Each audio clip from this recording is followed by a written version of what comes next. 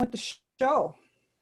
That's great. It's so nice to have everybody together. And thank you, Marlene, for bringing everybody together. And I want everybody to know Judy Green is on this call too. Judy, it's so great you're with us. As everybody knows, Judy is another leadership candidate in this race. And we're both going to introduce ourselves very briefly and then throw it open to questions and comments. And the question and comments are always the most interesting part. So I'll be very brief.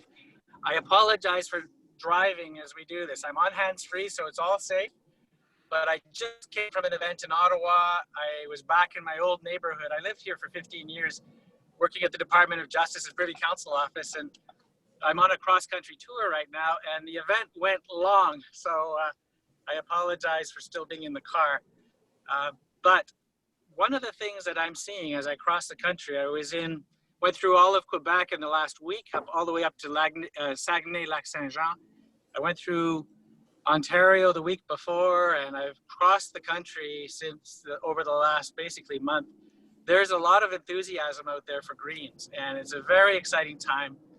Most recent development was the Conservatives choosing really a right-wing Stephen Harper type leader, which I think will help us as well in terms of recruiting progressive Conservatives. And so it's an exciting time. I'm going to just say three things very quickly and then turn it over to Judy. First, vision for Canada. Second, vision for the Green Party. And third, what I have to offer. And then we'll go to Judy and questions and answers after. But in terms of the vision for Canada, I'd love to see Canada that really becomes a leader internationally, where we are seen by other countries as responsible and where we give the example on how to address the climate emergency. I don't think that the planet is going to turn fast enough to get off fossil fuel and onto renewables unless countries like Canada really step up and show the way. And I'm also very sure that unless we get more seats in the House of Commons where Greens can hold the government to account, I'm sure that our current government, the federal Liberals, we're not going to make that change fast enough. And so winning seats to me in the House of Commons is critical, not just because it's a nice thing for Greens, it's critical for our country and it's critical for the future of the planet. So my real focus in my campaign is on helping the Green Party to get organized, to win seats on the ground. And that's what my vision for the Green Party is about. How can we get organized in 338 ridings across Canada? How can we focus our energies on winnable ridings? I was in Merner for 10 days, knocking on doors for Megan Mitten, and she won by 11 votes. And that's the kind of thing we need to do. We need to bring Canadians from across Canada to work on winning campaigns. I'm the only candidate in the race that's campaigned from Atlantic, Canada, all the way across to BC on winning campaigns, federally, provincially, and municipally. And I think that's the kind of leadership we need, people who know how to win, who know how to campaign. Et c'est très important que cette personne-là soit complètement bilingue. Il faut avoir un leader qui est prêt à gagner le débat des chefs, qui est prêt à cogner aux portes et convaincre les gens de voter vert. If we choose a leader who's not ready on day one to knock on doors in French, to win a leader's debate in French, I think we're doing ourselves a disservice. It's critical for our chances in Quebec. I heard it over and over again in the last week as I traveled through Quebec, you know, from Gatineau to Oka to Montreal to Quebec City, up to Saguenay-Lac-Saint-Jean, and back again. They want a leader who can speak French because it's so important for them. The leader's debate is critical. Getting on Tout le monde en parle, where, you know, 4 million Quebecers on Sunday night tune in, want a leader who's bilingual, and we can win ridings in Quebec and in New Brunswick. And in Eastern Ontario too, they're telling me today here in Ottawa, if we have a fluently bilingual leader. Last thing I'll say, this is the last thing I have to offer that's unusual, is I can win the seat I ran in 2019. Many of the candidates who ran last time cannot win the seat they ran in, and many didn't run at all in 2019. And what we need is a leader who will win a seat, get into Parliament, and then hold the government to account. If we choose somebody who can't win a seat, it's going to create a problem for us, and we're going to need to invest large amounts of resources to get that leader elected. So that's my very short introduction. I'm really looking forward to the questions and answers. And Judy, over to you. I'm so glad you've joined us on this call. It's just great. Well, thank you so much for the invitation, both Marlene and David. I really appreciate it. Marlene, did you have something you wanted to say first? Yeah, just 1 second. I was very neglectful that Joan Pierce is also here again tonight. Thanks, Joan, for coming in. I didn't see you there when I was going around on my view here. So thanks so much for showing again. Well, Marlene, I left very unexpectedly last night, and so I didn't thank you all for this, and I wanted to hear it again. So here I am back again. Thanks so much. And we also yeah, okay. And we also have another person who has joined, Melanie Thompsons. Yeah. Did you want to say hello, Melanie, and tell us a little bit about yourself? Hi there. I'm not sure whether my speaker is working or not. Can you hear me okay? We can hear you. Hi, Marlene. It's very nice to meet you. You too. I just nipped in for a few minutes, and I've been introduced to the Green Party about a year or so ago by my friend James, and he got me involved with helping a candidate out in the eastern part of Nova Scotia. And yeah, I've just been interested in following what they've been doing ever since. Awesome. Thanks so much for coming in, Melanie. And Melanie's been helping me out with social media as well. She has Nice. increased our Twitter likes, probably doubled them since Nice. she came on board, and really appreciate her insight. Absolutely.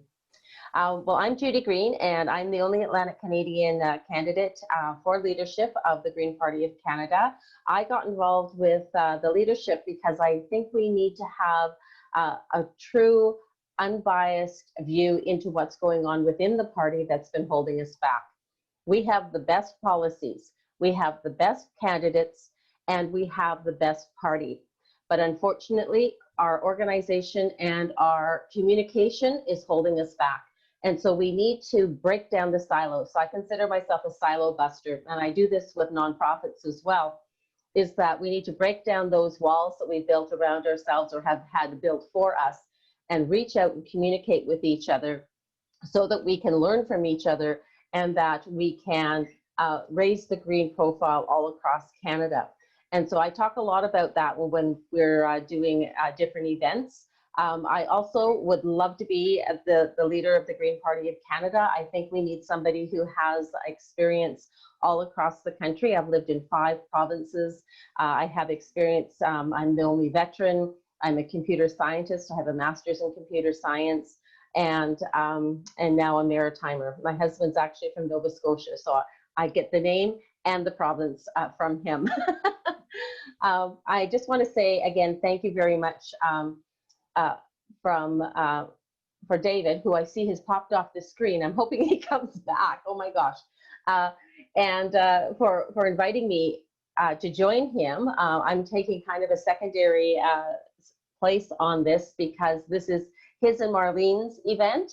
I'm here to help out and to flesh out some answers, kind of give some counterpoints, and really looking forward to that and hearing what y'all have to say. And a special shout out to Tom. Tom and I had an opportunity to work together on a document you may have heard of, which was our proposal to federal council, where we had really illustrated some of the problems that we saw within the organizational structure and recommended having a transition director come in to fix those problems prior to hiring an executive director. The federal council chose not to do that, and yet here we are almost, 10 months later, and we're revisiting exactly the same problems that we identified around this time after the election last year. So good to see you on the call again, Tom, and welcome everybody. Thanks so much for that, Judy. I hope that all is okay with David. Yes.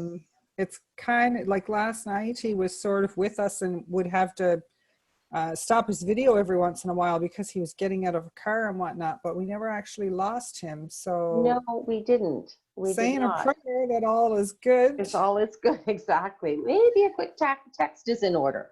Maybe a quick text is in order. Yeah, it's been interesting because David and I didn't know each other when this leadership party started, our leadership contest started, but we were introduced to each other through Jan Slakov on the West Coast, who thought we should talk about co-leadership. So, and David hadn't really thought about it at that point. So it's quite interesting because we actually have a working group looking at bringing forward a proposal, policy proposal at the next BGM. So we will see where that goes, but the discussions have been very, very interesting. So in the absence of David, I am not sure exactly where to go here, but you did bring up an interesting point there about co-leadership. Does anybody want to talk about co-leadership for a minute until we find out what happened with our dear David? Maybe Judy, you can tell us a little bit about the working group and, Sure. and what you've discovered. Sure. It's interesting. There's one point of view that there isn't anything in the wording of our existing bylaws that would preclude us having co-leadership. However, Elizabeth May has clarified the legal use of the terms so that it really is precluding it saying a leader, singular, not leaders or leader, it's a leader. So we have to be careful with that, but that just means that we need to flesh it out more. There's a lot of discussions that need to be had. We've had one of the co-leaders of the New Zealand Greens did a talk on Zoom not too long ago, and it's out there in the cyber world.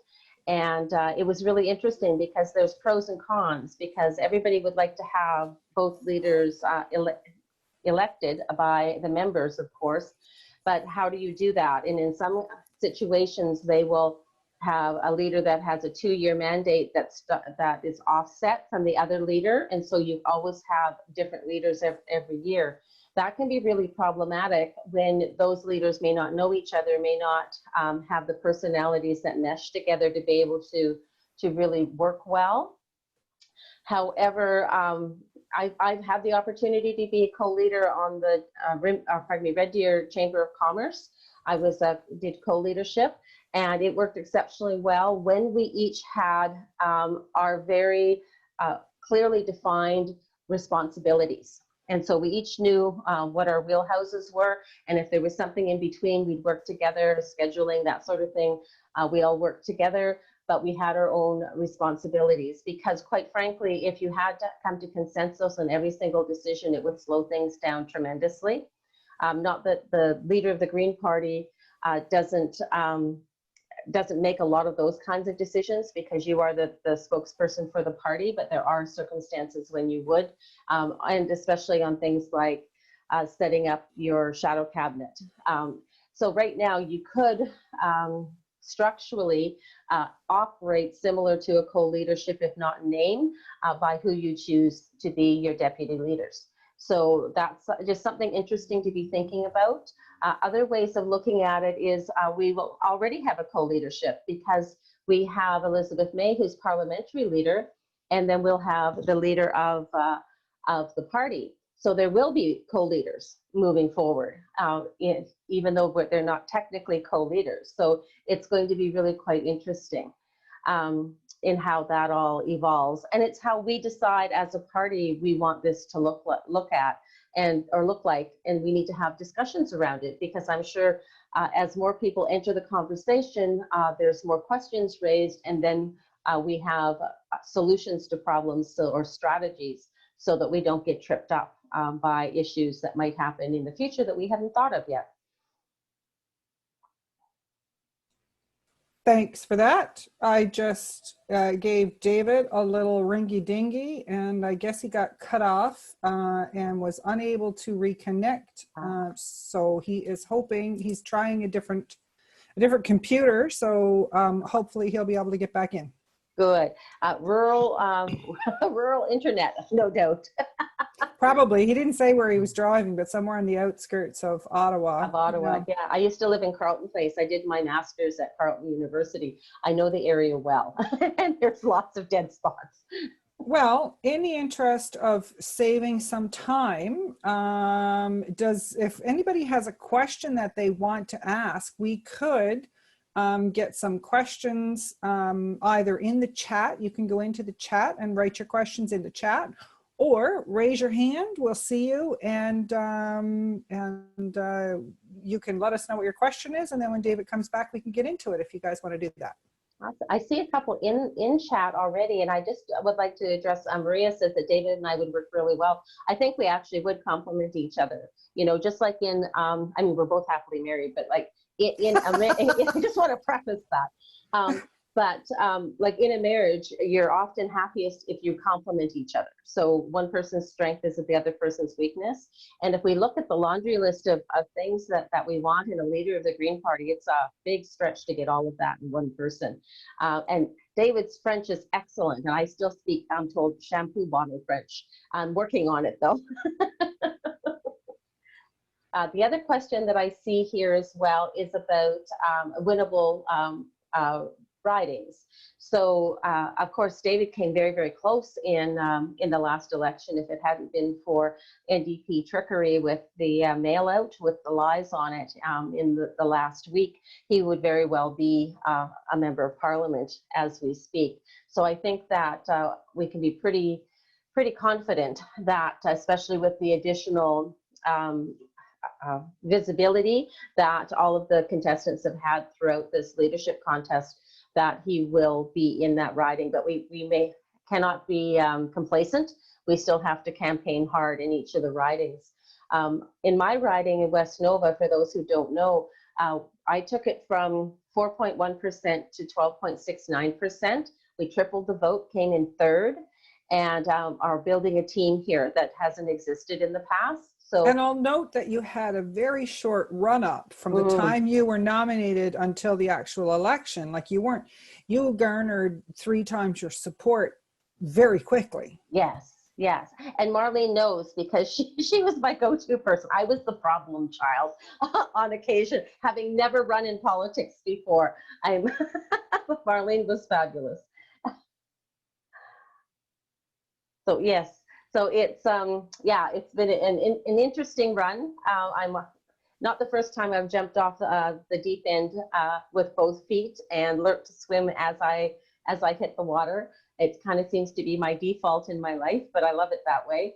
And there's just so much to learn, and the opportunities throughout this leadership contest. I mean, you could not pay for the education that we have had about politics, about our party, about communicating with the media, about team building, about volunteer management, all of this, and all the skills that my team members have built up as well have been just phenomenal. So do we want to go to some questions? Does anybody have anything that we want to put in some sort of order here? And just raise your hand or slap it up in the chat.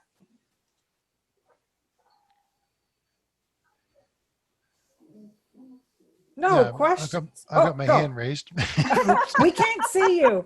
We can't see you, Tom. Oh, I thought electronic hands still worked. I can see your electronic hand there, Tom. Awesome, thank you. Oh, sorry. So my question is, this actually recently came up in our current campaign, and that is the number one issue right now is healthcare. Of course, part of that is because we're in a pandemic. No question about that. But the concern around the environment and climate change is around 1%. So what do we need to do as Greens to, obviously we want to win seats, but 1%, we're not going to be doing that by telling people how great we can do with the environment. So there's obviously some sort of tension or conflict there. And I'm just wondering how we resolve that. So, because in my mind, we want to take action on climate change, but apparently, at least in New Brunswick, a lot of people aren't there yet. Yeah, and that's a really good question, Tom, and it comes up over and over, and really was illustrated to us. West Nova is a riding where half the population are at or below the poverty line. So even in the last election, people didn't want to talk climate change. And so what we did is we did a listening campaign with a list of issues that were top of mind, and we asked people, gave them the card and the pencil and asked them to rank them. And that gave us an idea of what they wanted to talk about. And we have policies for all of these things. And now that we're in COVID-19, I don't know if anyone's familiar with Maslow's hierarchy of needs, but it's a pyramid.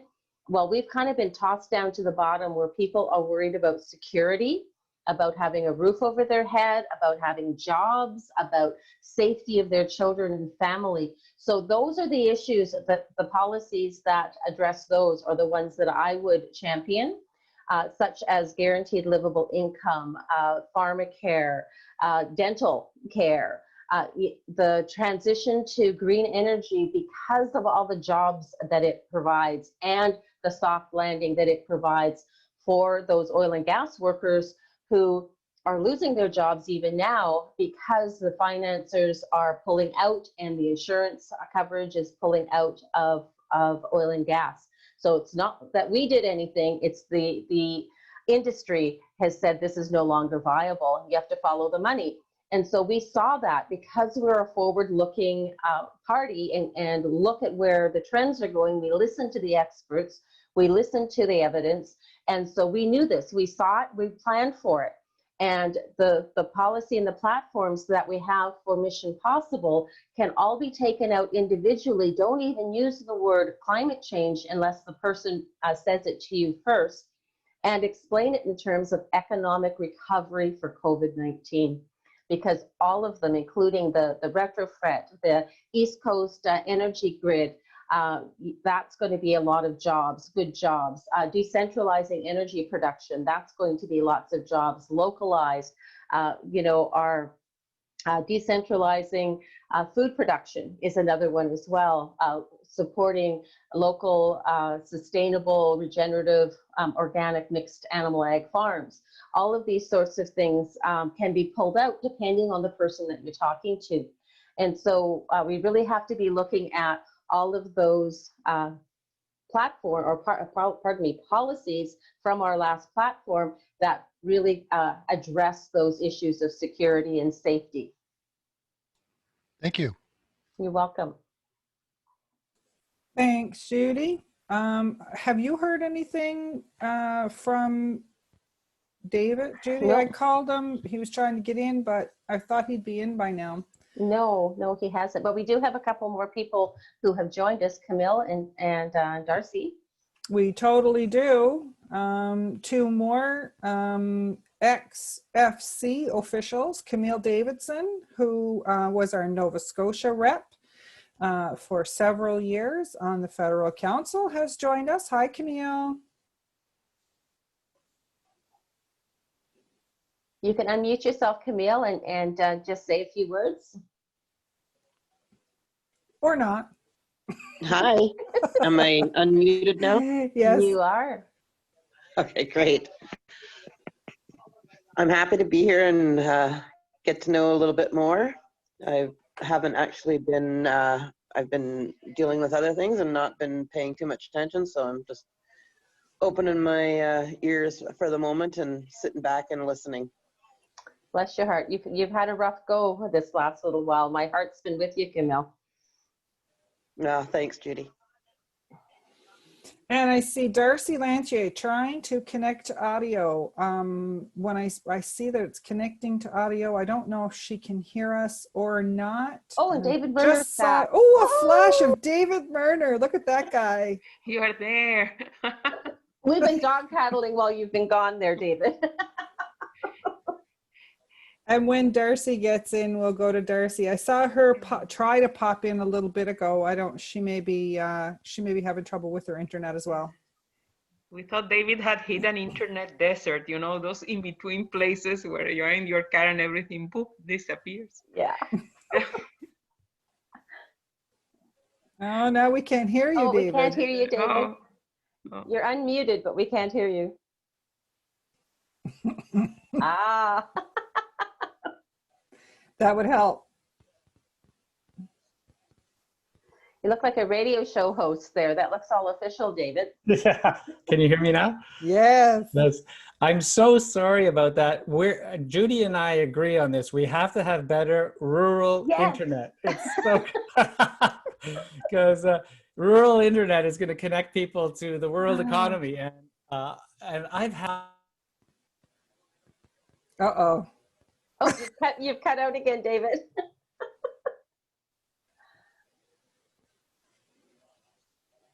Now you're on mute. Oh, no, we can't hear you. Still can't hear you. Oh, no. What is going on? Ah. I had issues like this on an interview the other day and had to go into the settings on the mute settings. Yeah. Because it was automatically managing the audio settings and it kept making the volume low until people couldn't hear me. So I see now that Darcy is connected. Hi, Darcy. And Darcy was our PEI rep on Federal Council for several years. She's also been a candidate. She was a candidate in Charlottetown, where Maria was a volunteer for the campaign. And so many other things. She's been the interim leader of the PEI Greens. She's done it all. She's been a CEO. She's been a financial agent. She's done it all. Hi, Darcy. And she was organizing the wonderful event that we had all planned to be at in October that had to be canceled. All that hard work. Postponed, not canceled. Yes, thank you. Thank you for that correction. Let's say postponed. Words are powerful. You're coming, so buckle up. Charlottetown's ready to show you a darn good time. Excellent. I got a few more things to check off my list, Marlene, before I've done all of them, but I'll keep you posted. Excellent, excellent.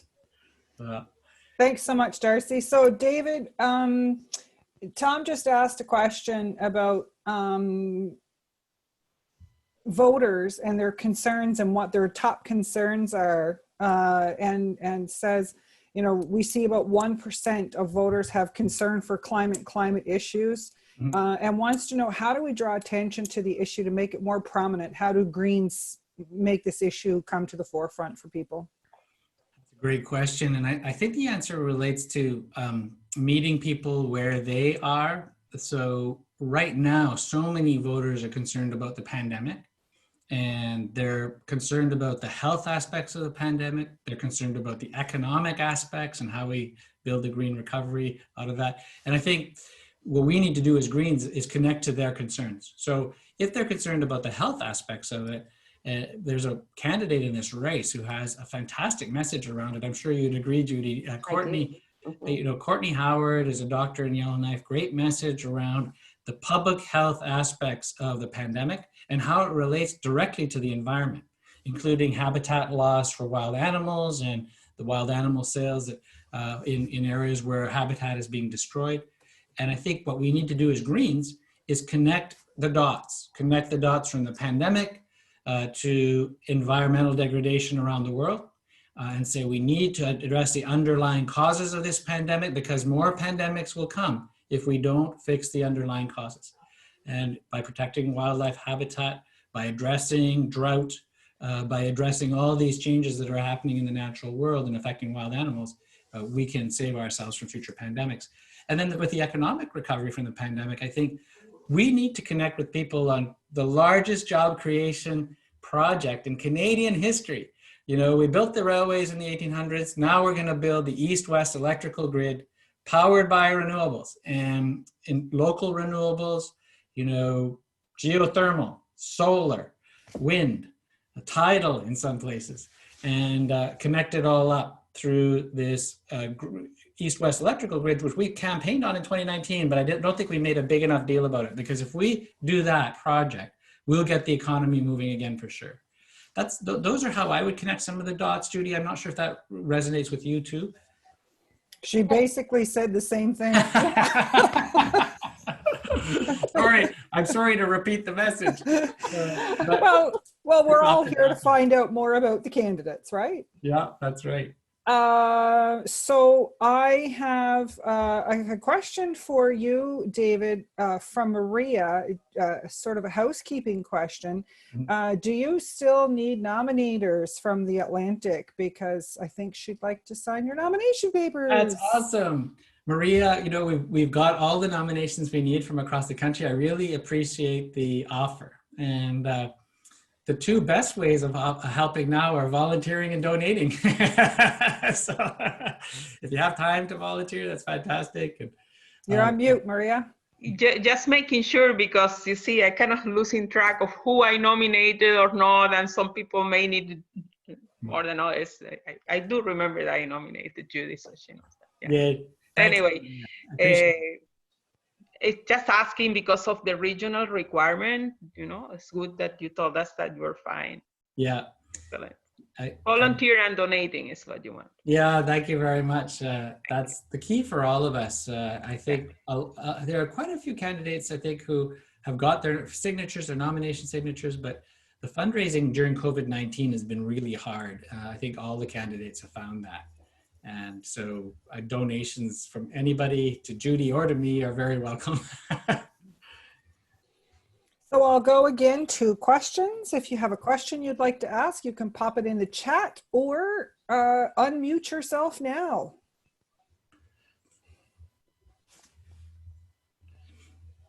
I just wanted to clarify, David, you're an official candidate now, are you not? You've reached that second hurdle? You know what? We're just sending in our money today, actually. So, okay. And then we got all our nominations done. So that's the last hurdle, is sending in the next 20,000. Yeah. Excellent. Yeah, there's some congratulations. Thank you. Yeah, there's some controversy around these entry fees. They really are quite high for many people, and it's so hard, and especially for people from smaller parts of where the population density is lower. It's really hard. And Greens traditionally are not rich people, right? Oh. No. We're not talking about the Conservatives or the Liberals, where, you know, there's a more affluent crowd involved. So yeah, it's congratulations on being able to pull that off. Way to go. Thank you. Joan, you got your hand up. Yeah, I'm just curious, just as a result of this statement. So what happens if we get to voting day and the candidates, some of the 10 aren't able to be on the list, sort of, because they've not managed to get the money in? Like, what happens then? Then we will just have fewer people on the list. And okay. So I think, you know, it could go from the 9 candidates we now have in the race down to, I'm not sure, 6 or 5. It has been really hard to fundraise. And so we could end up with a ballot that only has 5 or 6 names on it. And the cutoff for that, David, is it September 1st or 3rd? I've heard conflicting reports. It's the 1st. Yeah. It's the 1st, but it's actually this Friday. They want us, because they need to be able to announce on the 1st who the final slate of candidates are. Right. So it's tomorrow? It's tomorrow. We only find out how many nominations and how much money's been raised every Friday. So we will know where we're at tomorrow. There might be something trickle in over the next couple of days, but we have to make that decision pretty much tomorrow. Okay. Yeah. And I know there's at least, there's myself, there's Miriam, and there's Andrew West that I know need like several thousands of dollars to reach this target. And it's a little bit frustrating because, like, I have over 2,000 followers on Twitter. I have 1,600 followers on Facebook. If each of them gave $10, we'd be fine. But we're not getting that kind of support. It's interesting. We're getting a lot of support from sometimes people who really can't afford it. And I always feel guilty about that. I don't know about you, David, but you know, my supporters who are on you know, fixed incomes, and they're the ones giving money that they really don't have. I actually have a hard time with that. And that's one of the reasons that we stopped asking for donations when COVID hit in the middle of March. So for 2 months, we weren't asking for donations. So that set us back a little bit, but I don't regret that decision at all. And it is a challenge. I think when we first set out there was the expectation that we'd be getting out and doing big events and attracting more Greens in, and having these opportunities to bring money in from outside of the party. But with COVID, that's really not been the case. And we really are all kind of fishing in the same pool, and may have a couple of smaller fishing holes outside of the party. But we really are all kind of fishing in the same pool, which has made it challenging. But the party has been has adjusted as well, because originally it was 50,000 in total. It's now 30,000 in total. So and their goal from the very beginning was to make this leadership race self-funding. And I do applaud that fiscal responsibility of the leadership contest team in attempting to make it fiscally responsible, knowing that in a minority government we could be thrown into another general election very quickly. And now that Parliament's prorogued, we may well have I'm hoping for spring, but it could happen that government would fall just a few days after we elect our new leader. I saw Elections Canada was actually trending on Twitter today because of an announcement that they're getting ready for a possible COVID election in the fall. So I don't know if I put any stock in that, but it's certainly a sign that it's a possibility. I've got a question from Camille Davidson. She wants to know, how are we going to get votes from the general public? So, outside of our 23,000 members, how do we get our message out about all the other things we are apart from climate? How do we convince people that we can create jobs? David, do you want to go first? Sure, I'd be happy to do that. I think it relates to the earlier question as well. We need to connect with people on the things that they feel are important. It's really tempting for us as Greens to talk about the climate emergency. The science is clear. We're facing a very serious climate emergency, which could be irreversible in 5, 6, or 7 years. But not all Canadians want to hear about that. I'm originally from Alberta. I was born in Alberta. I have many cousins. One of my daughters works in Calgary as a young doctor. And they want to hear about other things. They want to hear about our pandemic recovery plan, or what we're going to do with fossil fuel workers who are put out of work. So I think we need to address people's concerns where they are and what they care about.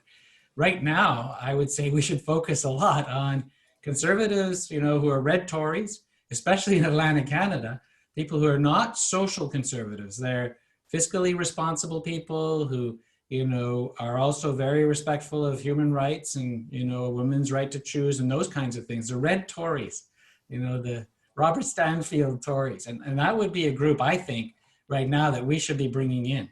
And same with me in British Columbia. In my riding, I need to convince conservatives to come over to the Greens. I also need to convince NDP folks. And so I listen a lot. I think the first thing we should do, rather than preaching, is to listen. And then when people say they're concerned about the deficit, we tell them about how we're going to balance the budget. If they tell us they're concerned about the military, we tell them about our military policy and international relations and how the Greens see the future that way. So I think we really need to meet people where they are and listen and then talk. And I'll give an example of that by stopping talking right now.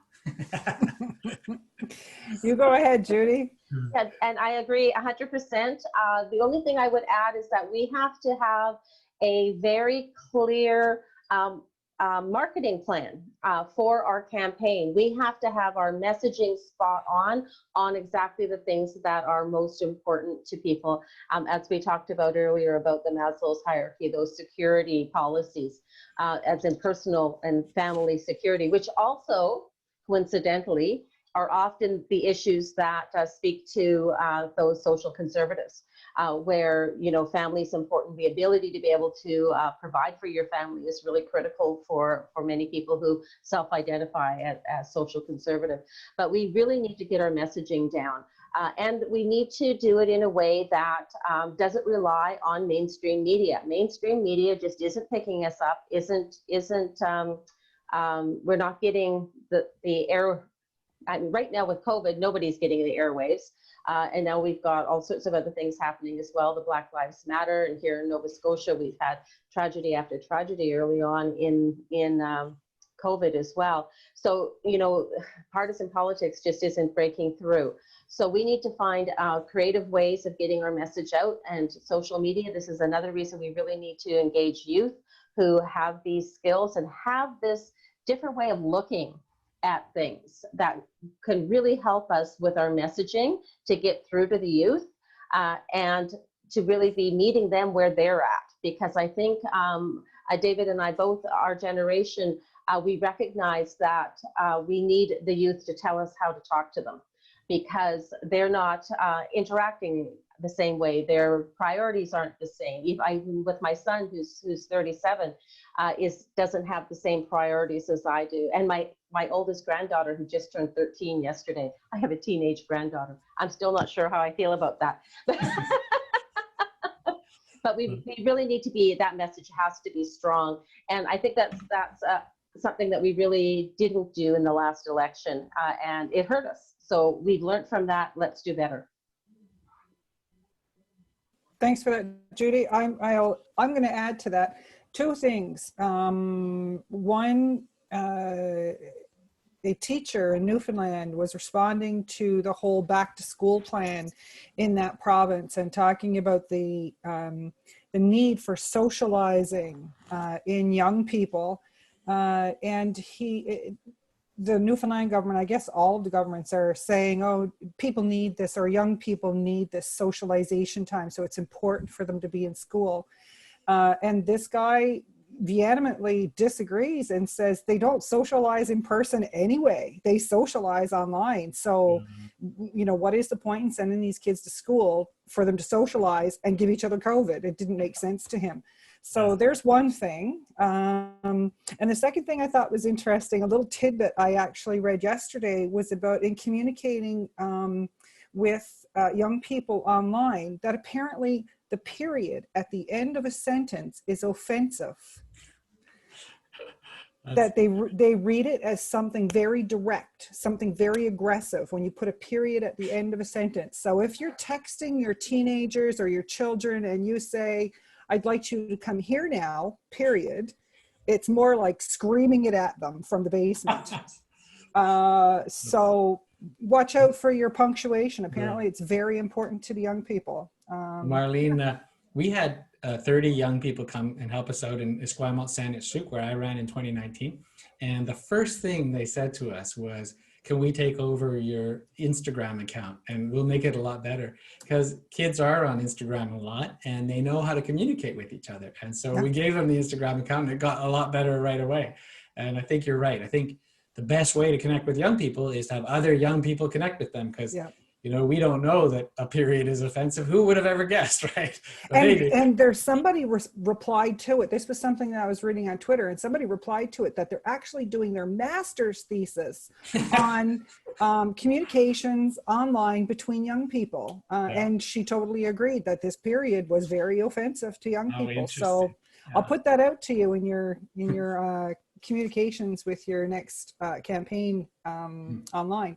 I have a question from Maria. Hang on. The Red Tories. After that question, I think I'm going to go to Darcy. She's asked if we've had any specific maritime questions. So Darcy, I'm giving you a heads up that if you want, you could come up with your specific maritime question after we hear from Maria and her Red Tory question. I don't know to what extent mine is also a specific maritime question like Darcy's. You see, David, are referring to the need to create a home for these red Tories that may be disenfranchised because of the current way the Conservative Party is going. Now, a lot of people within the party think that actually the votes that we keep losing or bleeding are in the other direction, right? Like we keep bleeding to the Liberals and in some places to the NDP. So here in Charlottetown, and this is why I say somewhat maritime, certainly the liberals is an issue, and I've seen this thing with my own eyes in the campaign, how we, toward the end, bleed this vote. So how do you prevent that from happening? What is your proposition in terms of attracting these disenchanted liberals, of which you yourself may be one, right? So, you know, it's ironic that there are two former liberals in this race. I ran in 2015 for the Liberals, and Glenn Murray was a cabinet minister here in Ontario, where I am today on my tour. And I think that both Glenn and I would say that the Liberals should be, this is maybe a bad analogy, but it's happy hunting grounds for us, because we should be going after that vote. There are many Liberals who are not happy about the broken promises. And the people who voted Liberal in 2015 on the climate change, on environment issues, on first past the post being the last, 2015 being the last first past the post election, remember that promise? There are so many of these broken promises, and we should be tracking each one and going after the group that really cares about those issues. You know, I was just at a meeting here in Ottawa with Fair Vote Canada earlier, Réal Laverne. There's a lot of people who voted Liberal in 2015 based on the promise that we'd have democratic reform. So I think you're right, Maria, we need to target the Liberals as well. And I think it's a lot around ethics and integrity. I think we should make that a key theme of our next campaign. The polling shows that the Greens are seen by Canadians generally as the party of ethics and integrity. And Elizabeth May, when she was the leader, was always seen as more ethical, having greater integrity than the other party's leaders. So that's key for us, and it's key for the Liberals, and I agree, we should be going after them as well. And the NDP too. I mean, I'm saying we need to build a big green tent where everybody feels welcome. It has to be Liberals, NDP, Conservatives, Red Tories especially, who come over to us. That should be our strategy. And then depending on the doorstep, I think we can appeal to each of these groups. And the Green Party, as far as I could see from having crossed the country twice and talked to Greens everywhere, people come from all over. They come from all different parties. You know, I met a couple of Marxist-Leninist Greens. There's a couple in BC. So great, whatever it takes to bring them over, as long as we stay true to our core values. Thanks, David. One of the things that I often get asked by people is, you know, you're supposed to be a liberal. You're supposed to be a liberal. You grew up a liberal. Your uncle was the premier in Newfoundland. You should be a liberal. If we as Greens had to wait for a generation of young people to be concerned to move up to a voting demographic where they could elect us, the world will be on fire and it will be too late. Yeah. So I think as Greens, we have to be open-minded that just because you were a liberal last time, or just because, you know, you grew up in conservative Alberta, doesn't mean you're any less of a Green. Because if you're concerned about the environment, if you're concerned about the economy, if you're concerned about a just transition, if you're concerned about your grandchildren's future and their ability to breathe air without an oxygen mask, then you should be a Green, period, full stop. But it doesn't matter where you came from. So I totally agree with that. We were in New Brunswick knocking on doors for Megan Mitten in Memram Cook Tantramar, and we met this old farmer, 80 years old, and he said to us in French, Acadian French, you know, you guys have no hope in this riding as Greens. This riding has been liberal since Noah came ashore. And he was convinced that we would never win. And he wanted to bet us $50 that, you know, the Greens were going to lose. It was going to be one of the LeBlancs again, that Megan Mitten was running against a LeBlanc, which of course, you know, is gold in that riding. And she won by 11 votes. So I cannot wait to go back to New Brunswick and find that guy. And find that guy and say, hey, I'm here for my $50. And, yeah. Judy, how about you? What's your answer to this question? Well, you know, this ties so nicely into a kind of controversy that's on social media right now about ideologies and I fully recognize how important it is for our sense of self. I mean, as human beings, we're questing to find our place in the world all the time. And so finding an ideology that we resonate with is important. However, I don't think that the Green Party is an ideology. The Green Party is a party of solutions. So it is a big green umbrella, big green tent that takes the best solution available based on the evidence from wherever it may fall on the left-right spectrum. And that's what is very different than a lot of the other parties. And it gives us the opportunity to embrace people, whether they are red Tories or social conservatives or eco-socialists or whatever label that they want to have on themselves.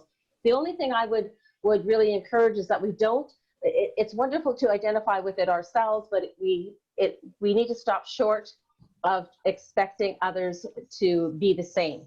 And it almost becomes a religion when you start proselytizing your ideology. And I think that that's what's happening right now on social media, that is starting to be a bit divisive. So I would like us all to kind of amplify the voice of there is a place for everyone. Politics is a little bit like planning an itinerary. You may not be able to, where you want to go, where you're at, but you may not be able to get a plane that takes you right to the front door. But you're going to choose the plane that's going to get you closest to your destination. And that's really what politics is about. The Green Party, checks all the boxes for me. And I love that we're evidence-based and that we have the well-researched solutions to problems that all Canadians are facing. And that's the message we need to get out. Thanks, Judy. As promised, we're getting on in time, but I want to go to Darcy. I don't know, David, Judy, do you guys have something immediately right after this, or do we still have some time? I have time.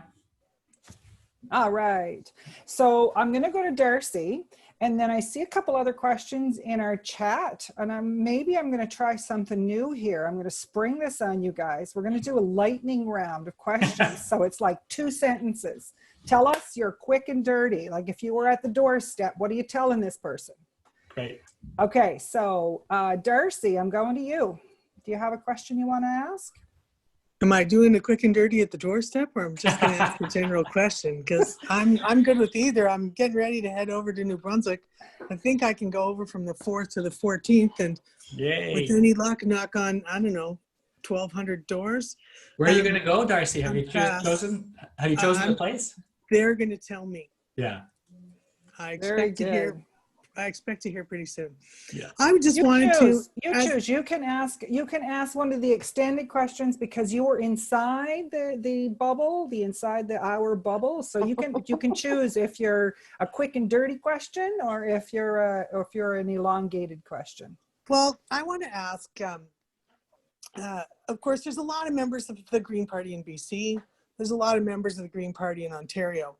But when you look at the 49 seats across Canada, where we got 10% of the vote, 20 of those are in Nova Scotia, New Brunswick, and Prince Edward Island. Yeah. And as a candidate who was running at the doors and, identifying support at originally 56% and then having it drop down to 48 and then just dying in the last 2 weeks of the campaign, I would really like to know what you can do to help us carry that support. How do we defeat that strategic voting? How do we convince voters that it's not just safe to vote Green, but that in fact it is the only safe choice that they have? There is no other way they could vote that will actually get them where they need to go. How do we do that? And how do we carry it over the finish line? It's not good enough to be ahead after the first lap. That's my question. Great question. I love that question. Do you want to go first, Judy? And is this a short one or? Well, Darcy was supposed to choose. Is this a quick and dirty or is this an elongated question? Because we were sort of right at the bubble before I decided what I was going to do with you guys. I'm not moderating. I'm just you choose. Okay, we're going to go quick and dirty. Let's go quick and dirty. Okay. The big thing for would be messaging that we have the solutions that when people have this knee-jerk reaction, they don't have the faith in us. So we don't have time. ideally, we need to build the relationships with our constituents, and we can do that between elections. But right now, where we could be going into an election really quick, we don't have that time. So we really have to be really strong with our messaging and walk the talk. You know, like David said, being ethical, so that they can believe us. My short answer would be, in one word, would be credibility. We need people to see us as a credible party. And to me, that starts with the leader. The leader needs to be able to connect with people on the issues they care about. And the leader needs to win the leaders' debates. That's when Trudeau broke through. Mm-hmm. And that leader needs to win the debates in both official languages. That for the Greens is critical. And I agree with Judy. Our messaging needs to be very clear, very simple, and very disciplined. We were all over the map last time talking about the racists in New Brunswick and the abortion issue and the separatists who ran for us in Quebec. We were very undisciplined. And we need to be credible. And people are watching how the leader performs and how the party performs. If we do not perform in a credible, disciplined way with a clear message, we'll have what happened. I had the same thing happen, Darcy, in my riding. We were ahead in the polls until 2 weeks to go. And then people got serious about looking, you know, who are the credible leaders? Who are the credible candidates in our riding? Who is sticking to a clear, compelling message? And, you know, it was a real opportunity lost for us because the green wave was there for us. And we just didn't come across as having a credible campaign. I'm sorry to say it so harshly, but that's how I feel. I want to use a rebuttal. All right, I'll give you a rebuttal. First one of the evening. I think just in our messaging, we have to be really cognizant of the fact that people do not remember what you tell them.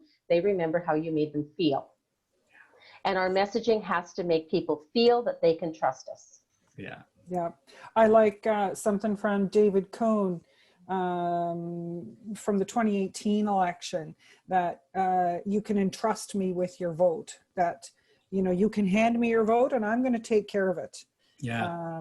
And I think that really resonated in New Brunswick, and I believe that would resonate with Canadians. Yeah. Trust is huge, really huge. Yeah. Absolutely. I agree with you, Marlene. We had a lot of discussion about who was taking whose votes, of course, because I'm in the riding that the only one that went blue. And so the vote splitting conversation came up all the time. And it was about, oh, you're taking votes. And I'm like, no, they're not mine to take. Yeah. I ask voters to trust me with their vote. And so, and I think that we really have to have that respect.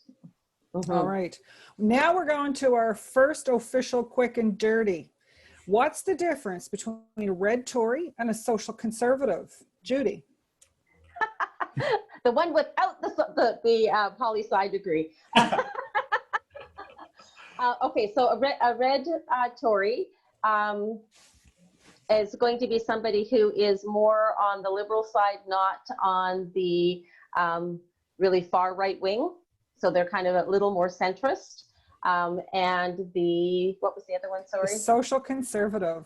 Social conservative is going to be a conservative, but who is more open-minded in terms of things like LGBTQ2+ and women's right to choose and those social issues. And they actually, that's where the concept for guaranteed livable income and universal basic income actually came from the Conservative Party, people who were more socially conservative. How'd I do? Okay. You did great. Quick and dirty. David, you go ahead. Tell us your thoughts. Social conservative versus red Tory. Yeah, well, I think the best approach is around the issues. These labels are easy, but the issues are the key. And O'Toole won the leadership of the Conservatives because folks who don't believe in a woman's right to choose came over to him on the second and third counts. People who do not see sort of equality rights, LGBTQ issues and so on as important, came over to him. I see O'Toole as being a Stephen Harper conservative, and I think many Atlantic Canadians do not agree with that. I think that there are many conservatives who believe in a woman's right to choose, for example, who believe that equality in marriage and in other aspects of life are critical, and that the ship has sailed. You can't turn back the clock on these issues. The Supreme Court of Canada has decided many of these issues already. Yeah. So I think there are a lot of conservatives right now, this week, who are going to be saying, wow, we've made a mistake. Peter MacKay would have been a much better leader. He has much more sort of centrist values. And I think the Greens have consistently appealed to those values, especially on the fiscal side of things. We've always been the party of fiscal responsibility. I think we're going to have to look at when will we balance our budget. Last time in 2019, we said we're going to balance the budget in 5 years. I think we're going to have to extend that. In our shadow cabinet, we'll have to debate this. I think it's now going to be something like 10 years. And I think conservatives need to hear that we have a plan to balance the budget. And so we can bring in the fiscal conservatives.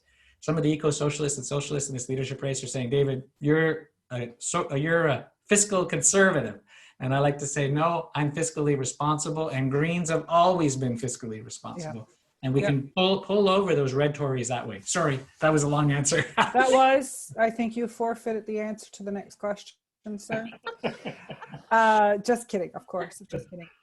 My thought on this, just a thought that I had, a passing thought. The Conservatives have had 2 chances to reinvent themselves and appeal to a broader Canadian.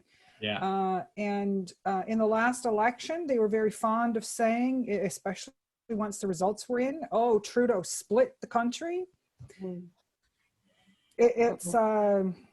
I find it disheartening as a Green, as anybody interested in politics, looking at Canadians, looking at Canadian values, to see that the party not once but twice shot themselves in the foot in spite of what Canadians would want. Yeah. They've proven to me that the Reform Party swallowed the PC Party whole, and Peter MacKay served it up on a platter to them. And anybody that I spoke to in their race, in the length of their race, I said, there's no way Peter MacKay can win this race. No way. Because there were not enough progressive conservatives left in the party to support Peter MacKay. So it doesn't surprise me, although it's very disheartening. Yeah. All right, so we're going on to the next quick and dirty. Is doing politics differently just a slogan? If not, what does it mean to you? David. Wow, that's quick and dirty. Quick and dirty, great. It means to me that we're the party of ethics and integrity. And we spoke about that earlier, so I won't say anything more. Second thing, we're the party of deep transformational change. The other parties are all about incremental change, small steps. Oh, we'll do this here, we'll tweak that there. We're saying there's an emergency. We need to act now, we need to act fast, and we need to take big steps. And I think that's a key difference between us and the other parties, is that we really are the party of deep change. Judy. Yeah, and I agree. We have to be the party of, speaking truth to power. We have to be the party that is has the forward vision, but the upstream thinking. So we actually troubleshoot back to the true source of the problem and fix the problem. We don't do Band-Aids. Can I just say one more thing? This is your rebuttal. This is my rebuttal. So Judy and I agree. But what's happening tonight with Judy and me on this together is an example of how we do politics differently inside the Green Party. Because you look at the conservative race, you look at any liberal race, it's nasty and gets very nasty very fast. And Greens are the party of nonviolence and cooperation. And that's another way that we do politics differently. It'll be interesting to be able to put that forward in the next election, should it come right on the heels of our leadership campaign. Yeah. Having these examples of how we do things differently, so fresh in our minds, I think it's going to be great for an imminent possibly imminent election. Wendy made a comment here. I'm going to turn it into a quick and dirty. Her comment is, if you're going to vote strategically green. So I'm turning this into a question by saying, when you're on a doorstep and someone says, oh, I have to vote strategically this time, what's your answer, Judy Green? Vote for the solutions. You know, vote for things that are going to actually make a difference in your life. Yeah, just vote for the solutions. The Greens have the solutions to the problems. We're an evidence-based party, and we have the solutions to the issues that are affecting everybody now, immediately, imminently. All right, thanks so much. Mr. Merner. I like that. I'd also add, because the climate emergency is so urgent, the strategic vote is to vote green. And you're not throwing your vote away if you're saving the planet, ending mass species extinction. And we could possibly form the balance of power in the next election. I really think that's a realistic target for us, especially if we bring over red Tories, liberals who want ethics and integrity, NDP folks who are tired of the NDP saying one thing on the environment and then doing the opposite when they form governments in BC and Alberta, for example. So I really think we can say the strategic vote is a green vote this time. Give us the balance of power and we'll hold the government's feet to the fire. I love that. I love that. And my deepest hope is that all 9 of the leadership contestants run in the next election and get elected. Along with our 3 existing MPs, we would then have official party status. And that would start to have some real clout in the House of Commons. Oh, absolutely. For people that don't realize what that actually means, having official party status gives you a whole whack of resources. You get bigger offices, you get more staff, you get better access to the resources from the House of Commons. Having official party status is a mega deal, a game changer. Because you get more time speaking in a question absolutely. period as well, right? Yeah. Yep. So I asked if anyone had another quick and dirty. Camille says, I love the idea of saying the green vote is the strategic vote. Language is powerful, and it certainly is. Yeah. I can see that as on our, I can see it already. Awesome. Excellent, Camille. Up in Thank lights, you. run by solar panels. That's right. Does anybody else have a question that you want to ask before we probably say good night?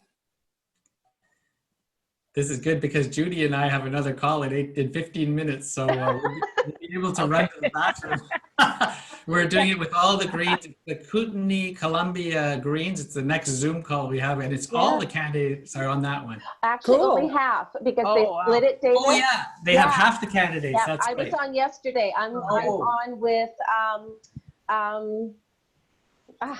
So you have half. You have the night off after this. No, I'm on with Nanaimo Ladysmith.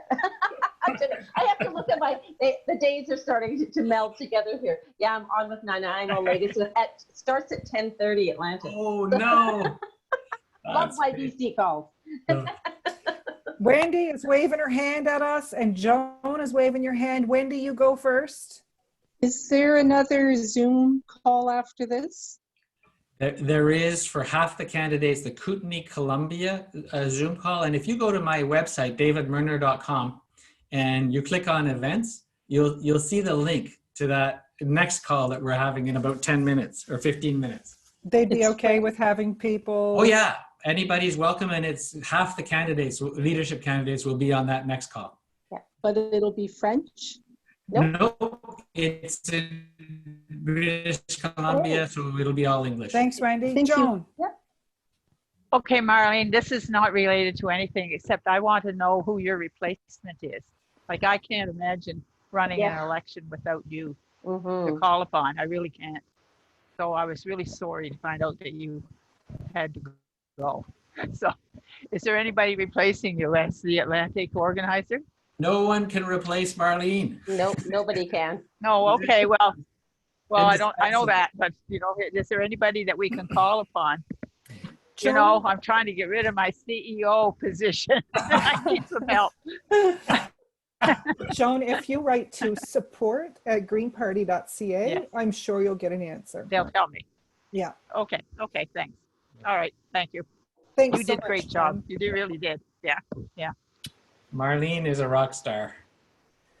Yeah. I'm sorry, people. No. We didn't give you any warning about that. Yeah, No. it's an emotional thing, and don't be Mhm. sorry. Yeah, but we can just conclude. Judy has already done it. I can see in the menu, chat menu. Way to go, Judy.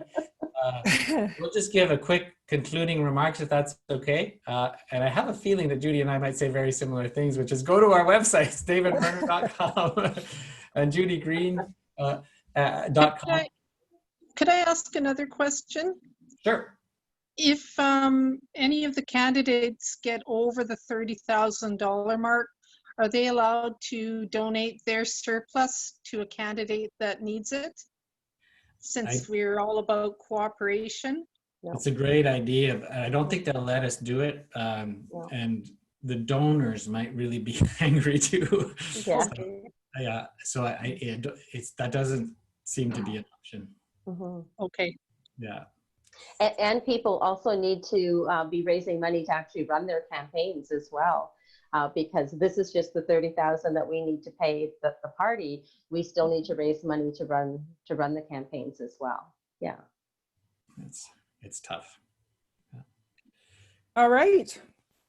Thanks everybody for coming. I really appreciate you coming out on a Thursday night, and thanks so much to Judy and David for agreeing to come and talk to us and open up to us a little bit. I can't imagine really, because I'm not the one on the hot seat, just sort of being thrown questions and have to come up with answers. And I sort of changed up your format tonight with your quick and dirty questions, and you guys did great. That was good. Worked out great. That was fun. Thank you, Marlene, for hosting this event. It's so great. And Judy for coming on. It's great to see you again. Thanks, everybody. Yeah. Okay. Ciao, everybody. Have a great night. Thanks, everyone. Thanks. Bye. Bye. Bye.